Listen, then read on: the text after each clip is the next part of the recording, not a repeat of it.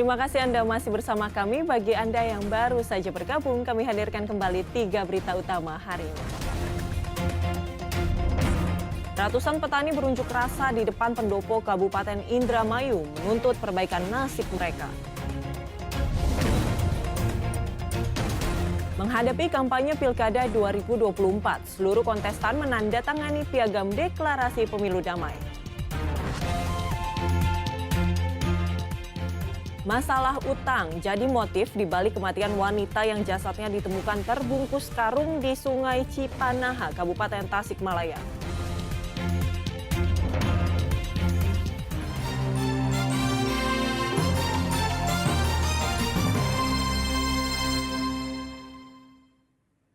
Ratusan petani berunjuk rasa di depan pendopo Kabupaten Indramayu Selasa lalu.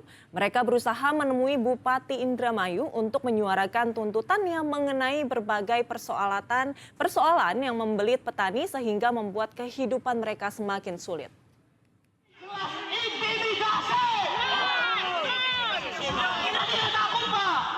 Aksi saling dorong antara petani dan petugas kepolisian sempat terjadi di pintu masuk pendopo Bupati Indramayu Selasa lalu.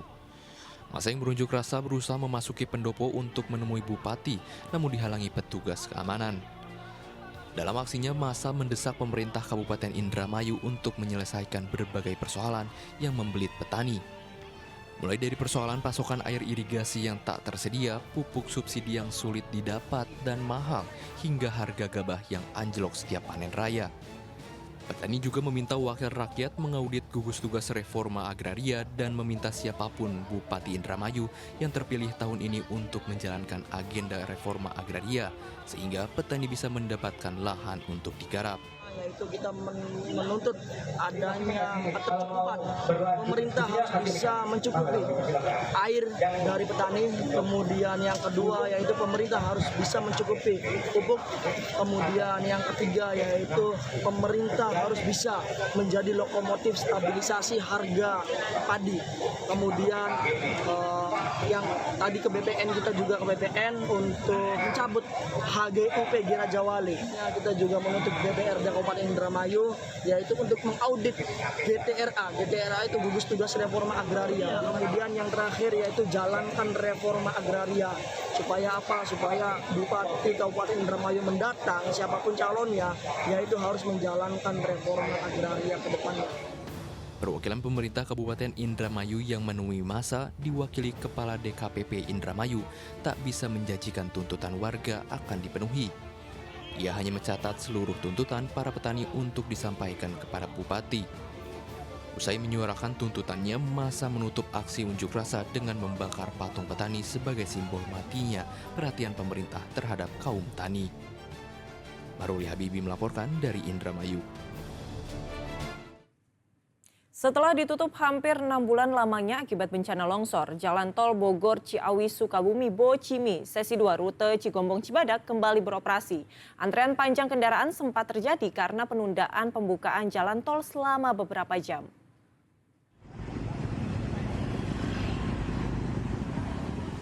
Antrean panjang terjadi menuju pintu masuk tol Bogor Ciawi Sukabumi Bocimi Parungkuda di Cibadak, Kabupaten Sukabumi. Selasa petang setelah terjadinya pengunduran jadwal pengoperasian kembali jalur ini. Seharusnya dalam pengumuman yang telah disebarkan sebelumnya, ruas tol Bocimi rute Cigombong Cibadak akan dioperasikan kembali pada hari Selasa jam 10 pagi. Namun pengelola jalan tol belum membuka pintu tol hingga Selasa petang. Polres Sukabumi bersama operator jalan tol Bocimi pun membagikan makanan ringan kepada pengguna jalan tol yang antre menunggu jalan tol kembali dibuka. Jadi memang informasi dibukanya tol sudah disosialisasikan beberapa hari sebelumnya. Mungkin ada beberapa jam mengalami pengunduran. Masyarakat yang sudah menuju ke gate yang akan dibuka, tentunya mereka sudah melewatkan waktu makan siang. Maka kita coba paling tidak memberikan kembangse agar mereka bisa menyantap, ya, snack, sehingga bisa menunggu waktu dibukanya dengan lebih tenang. Kita melakukan kegiatan pengaturan dan pengamanan masyarakat yang akan masuk lewat jalur tol yang dibuka kembali, yaitu tol Bocimi. Ruas tol Bocimi Gerbang Parungkuda sudah ditutup selama 5 bulan 21 hari akibat longsor yang terjadi di kilometer 64+400 daerah Kemapung Sikup, Desa Purwasari, Kecamatan Cicurug, tanggal 3 April 2024 lalu. Selama gerbang tol Parungkuda ditutup, kendaraan dari Sukabumi yang ingin menuju daerah Jabodetabek maupun sebaliknya harus masuk melalui gerbang tol Cigombong, daerah waktu tempuh yang lebih lama. Ruas tol Bocimi Seksi 2 Cigombong Cibadak beroperasi fungsional dan bisa dilalui seluruh golongan kendaraan seperti sedia kala. Asep Didi melaporkan dari Kabupaten Sukabumi.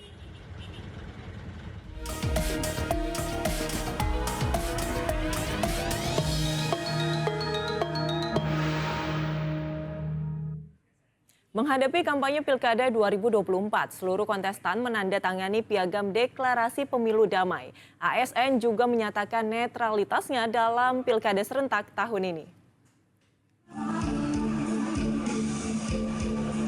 Selasa lalu, 1 hari menjelang masa kampanye, Komisi Pemilihan Umum Provinsi Jawa Barat menyelenggarakan deklarasi kampanye damai di Laswi Heritage Kota Bandung.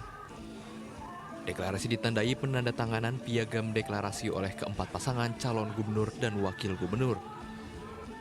Ketua KPU Provinsi Jawa Barat mengajak seluruh warga berpartisipasi mencoblos calon gubernur dan wakil gubernur yang mereka nilai mampu mensejahterakan rakyat dan meminta warga agar menjaga kedamaian di tengah masyarakat, meski memiliki pilihan berbeda.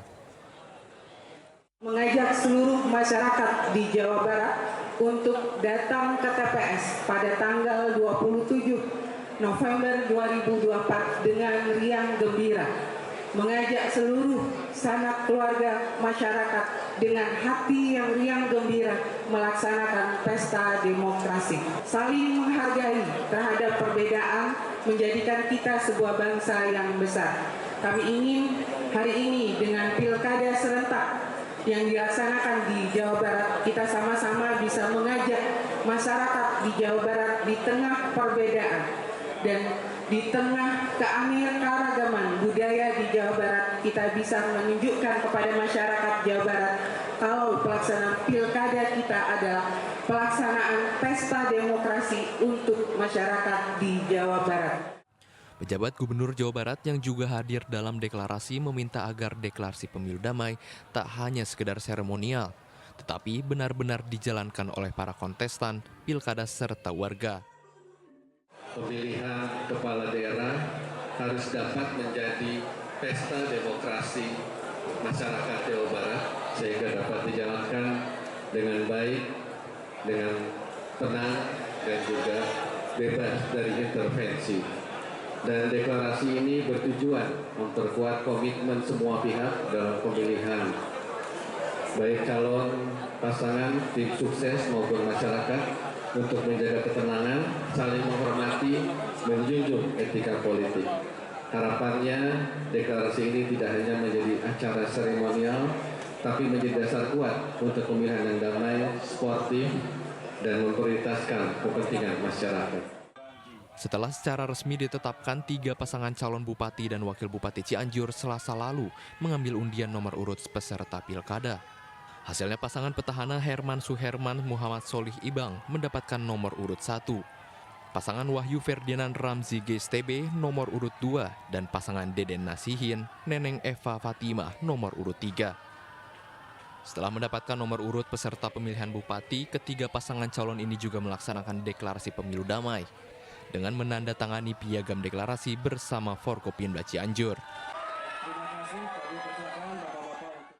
Badan Pengawas Pemilu Kabupaten Tasikmalaya menggelar apel siaga pengawasan netralitas ASN dan pengawasan tahapan kampanye pada Pilkada serentak tahun 2024. Apel siaga di lapangan upacara Sekretariat Daerah Kabupaten Tasikmalaya dihadiri para pengawas pemilu dari seluruh kecamatan di wilayah Kabupaten Tasikmalaya serta para ASN di lingkungan pemerintahan Kabupaten Tasikmalaya. Dilibatkan para ASN dalam apel siaga pengawasan karena sering muncul laporan pelanggaran berupa ketidaknetralan ASN dalam pilkada. Isu-isu yang paling sering muncul pada saat pemilihan itu adalah ketidaknetralan ASN. Nah, dari kami, dari di Bawaslu, pelanggaran-pelanggaran ASN itu ya kebanyakan di Indonesia, ya, termasuk di Kabupaten Tasikmalaya di media sosial, ya, like, komentar, itu kan kebanyakan yang di pelanggaran ASN. Kami tidak pandang bulu, kami siapapun yang melanggar itu kami akan adanya penindakan. Dan kalau seandainya itu kalau adanya unsur pidana, otomatis kan administrasinya ada, kode etiknya ada.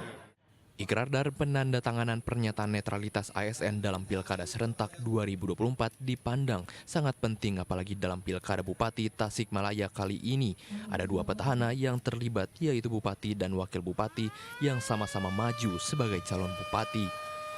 Kami nyatakan siap netralitas dan kita ingatkan agar ASN netral selama Pilkada 2024. Tim Liputan melaporkan. Bawaslu Kabupaten Sukabumi bersama Satpol PP menertibkan APK sementara yang dipasang sebelum penetapan pasangan calon dan nomor urut peserta pilkada oleh KPUD. APK tersebut akan diganti dengan yang sesuai aturan. Berbagai alat peraga kampanye milik pasangan calon maupun milik warga yang tidak diusung dalam Pilkada Kabupaten Sukabumi hingga Selasa lalu, sehari sebelum masa kampanye Pilkada, masih memenuhi jalan dan pedestrian. Menyikapi hal tersebut, Bawaslu Kabupaten Sukabumi membongkarnya bersama petugas Satpol PP. Alat peraga kampanye yang resmi untuk kampanye harus memperlihatkan nama jelas, pasangan calon, nomor urut, serta visi misi.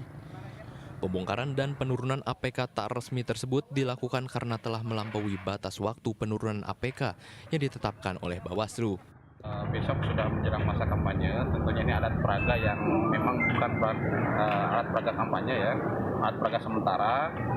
Tentunya ini secara bentuk, desain dan sebagainya belum resmi ya, karena harus juga memuat pasangan calon, kemudian ada nomor urut, citra diri, dan visi misi. Ya. Hari ini hari terakhir menjelang kampanye, alat peraga sementara ini diharapkan bisa tertib, dan kami pun sudah menyampaikan himbauan kepada partai politik pengusung dan pendukung untuk dilakukan pembersihan dan penertiban secara mandiri sampai dengan tanggal 20 September kemarin.